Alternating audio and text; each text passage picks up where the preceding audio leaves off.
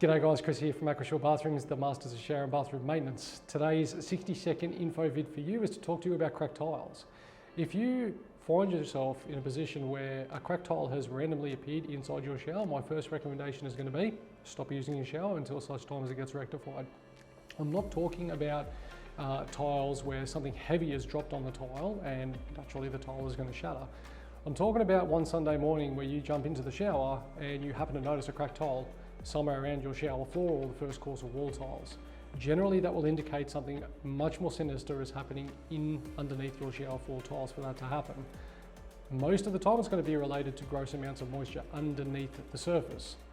You see, moisture has two reactions. Things will either shrink or they will swell. Either way, both are very detrimental to the shower itself and very undesirable. So if you find yourself staring at a cracked tile wondering how it got there inside your shower, pick up the phone and give us a call on 34664 Speak to one of my friendly girls in the office and book yourself in for a free leak check. We'll come around, we'll have a look and tell you what needs to be done to stop further damage from developing. We'll look forward to seeing you soon.